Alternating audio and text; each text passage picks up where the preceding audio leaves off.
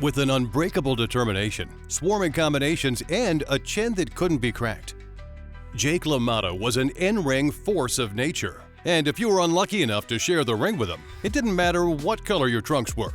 The Raging Bull was looking to run right through you. Also known as the Bronx Bull and the Bronx Buzzsaw, Jake LaMotta wore the middleweight crown from 1949 to 1951 and was the first man to defeat the legendary Sugar Ray Robinson, ultimately going 1-5 in a super competitive rivalry. Round number 1 of a 15-round World's Middleweight Championship bout here in Chicago. In the white trunks, Sugar Ray Robinson. In the black trunks, Jake LaMotta. Born in 1922 and raised in the Bronx, LaMotta had an incredibly tough upbringing that did little to minimize his violent, short-tempered tendencies. For example, his father organized fights with other neighborhood boys to help pay the rent, and he was no stranger to petty crime. But LaMotta was sent to a reformatory school for attempting to rob a jewelry store, and it was there that he began to study boxing. The eventual Hall of Famer went undefeated as an amateur and turned professional in 1941 at the age of 19. Across his 106-fight campaign, LaMotta utilized a forward-moving, high-pressure style that often involved dancing along the firing line of his opponent's punches. But for the bully from the Bronx, that was the idea. Never let the opponent rest, mentally or physically, and drown them in exhaustion, damage, or both. And while such a high-risk style sounds like a recipe for unconsciousness, LaMotta only ever got dropped once in over 100 fights. Crazy, right? Many people attribute that to LaMotta's incredible toughness and unbreakable will. But here's the thing, LaMotta wasn't a mindless marauder. He was an expert-level persistence hunter who specialized in dragging the world's best into blood and guts brawls, all while being deceptively hard to hit. So let's take a look at how the Raging Bull used consistent offense. Murphy can hardly stand up. The crowd screaming for a knockout. Sneaky defenses and solid positioning to topple legends and etch his name in boxing history. It all began from the opening bell, with LaMotta immediately on the pursuit, step 1 in his endurance hunting playbook. His adversaries had to move back or get chopped down by LaMotta's rapid-fire whipping offense. They also had a third option, try to back LaMotta up with punches. This is a tried-and-true method for cooling off an aggressive opponent. But unfortunately for those standing across from the Bronx Buzzsaw, that was part of the plan too.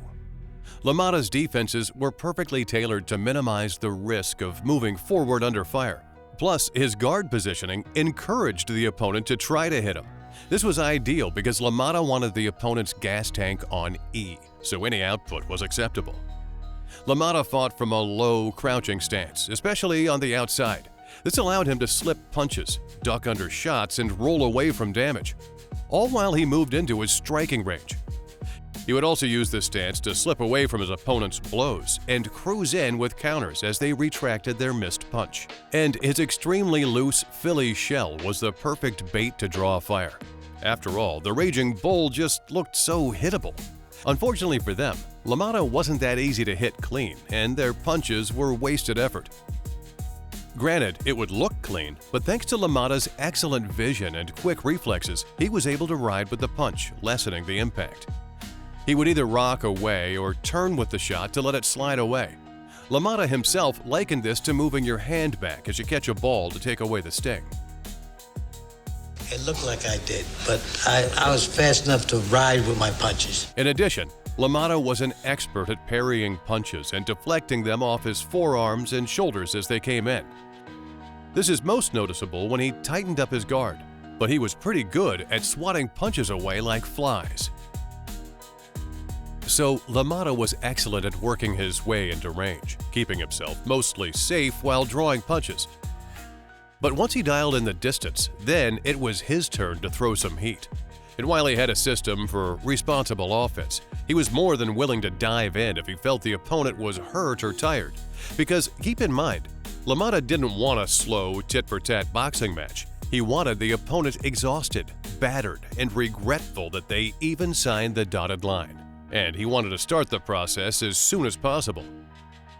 LaMotta often began with the jab, a multifaceted tool for any fighter, but even more so for the Bronx buzzsaw. He used it for everything from measuring distance to provoking attacks, often slipping off angle as he let it go. He hardly ever threw it like a piston, instead opting for repeated prodding jabs that sometimes looked like he was just poking the opponent in the nose. This strike also flowed into a super clean jab-cross combination, where the right came in just after the jab connected. This combination paired well with what was easily LaMotta's most refined and ferocious strike, the left hook. LaMotta's left hook entry was fast, and it placed his foot deep to the inside, allowing him to really dig to the body like he was trying to punch a hole in the opponent's side. And most of the time, it wasn't just a single shot. He would follow up the left hook with more left hooks, ripping the body before moving upstairs to crack the opponent's skull. His targets were varied and tough to predict because he usually started the strike from his belt line, somewhat like Roy Jones Jr. Once he connected with a single left hook, it was safe to assume that a barrage of hooks were coming behind it. Seriously, LaMotta would go left hook crazy if the opponent let him, sometimes unleashing 4 or 5 in a row. And he would use the momentum to shoe-shine the body or walk the opponent into a right hand. The Raging Bull would also lunge through with a strike that's halfway between an overhand and a straight right that would carve around the opponent's shoulder. His rear leg would sometimes trail along with the strike as he threw his entire body weight behind his glove. This put him exactly where he wanted to be, deep on the inside, ready to unleash a barrage of leather, oftentimes a stabbing left hook or two. He would also throw a chopping right to the body. This would discipline lateral movement, sometimes clip the kidney, and most importantly for LaMotta's favorite punch, set them up for more left hooks. Whichever entry LaMotta used, once he found his range, he was excellent at maintaining it, whether he was advancing or retreating. The Raging Bull used the mid-range as well as anyone in the squared circle, from his defensive flourishes to his offensive targeting. He had plenty of options, and none of them were good for the opponent's health. In order to keep his ideal striking distance, LaMotta almost stuck his lead foot to the ground like a property marker, often just inside of his opponent's lead foot. Of course, he would make micro-adjustments, but he was much more willing to step his rear leg way back if it meant he didn't have to cede ground. This allowed him to move back and away from punches without actually retreating, free to simply resume his mid-range work as soon as he straightened back up. He was also great at pulling away from strikes, watching the opponent's fist whistle in the wind. LaMotta often hit pull counters from here, using his wide base to simply rock back into his rear leg while leaving his lead foot mostly in place. Again, his Philly shell was relatively loose, even in close, so it encouraged the opponent to swing and wear themselves out. And if things got a bit too close for comfort, LaMotta could easily exit. Since he was mostly the one moving forward, he had the entirety of the ring behind him as an escape route. But he never gave his opponents enough distance to truly miss him. LaMotta would start moving back in as soon as he was safe, almost like he was magnetically drawn to the fight. In addition to moving his upper body away from punches, he could duck low to avoid hooks. In these moments, he would often form a cross block to protect himself from uppercuts, a constant threat for LaMotta's forward-leaning stance.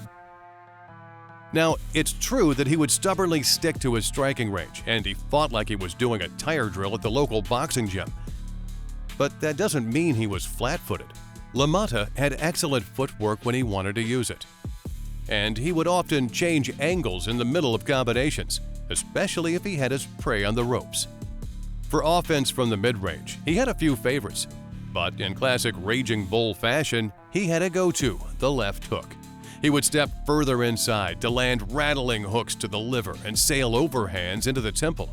This new angle also helped LaMotta land some nose-shattering uppercuts. This step inside also served to square he and the opponent up so that they were no longer bladed. This new dynamic allowed LaMotta more surface area to shift his weight into punches. It also caught many opponents by surprise, making them rush back into position as LaMotta crushed them with leather. This is also why LaMotta was often able to win wild exchanges where he and his opponent were dueling with hooks. It was a part of his plans. For them, it was a last-minute adjustment.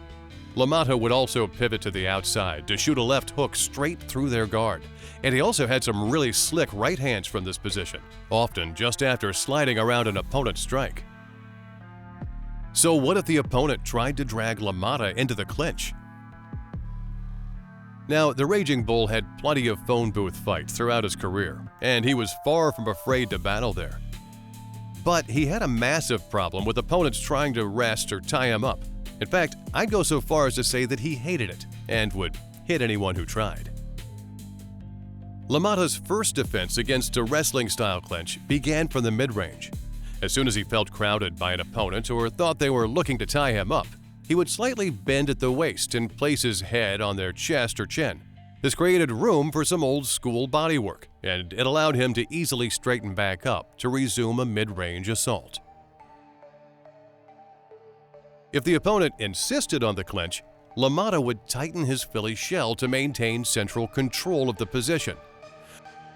With his arms on the inside, he could hand fight or simply shove his opponent away. And if he couldn't, LaMotta was more than happy to batter the opponent until they backed off or went down, constantly switching angles to open punishing hooks and uppercuts. Lastly, let's address an underrated part of LaMotta's game that allowed him to stay in the opponent's face the entirety of the bout, but forcing engagement as often as possible. Obviously, LaMotta needed incredible conditioning to keep this up, especially considering that he did this in 15-round title bouts. But still, an endurance hunter like the Raging Bull couldn't sprint from bell to bell. So how could he find time to rest while enticing his opponent to keep working? Luckily, LaMotta had a solution to that: playing Possum. He would reduce his offense to near zero and allow his adversary to attack with reckless abandon, sometimes for multiple minutes of a round. While he definitely leaned on his chin and determination to withstand these elongated assaults, all of his defensive nuances were on full display as he fought on a high wire, narrowly avoiding heavy shots at terminal velocity. And with the acting skills of an Oscar winner, LaMotta really sold it. Wobbly feet, shrinking to the ropes, and shelling without meaningful counters. He really portrayed a battle-weary punching bag as well as any in boxing history.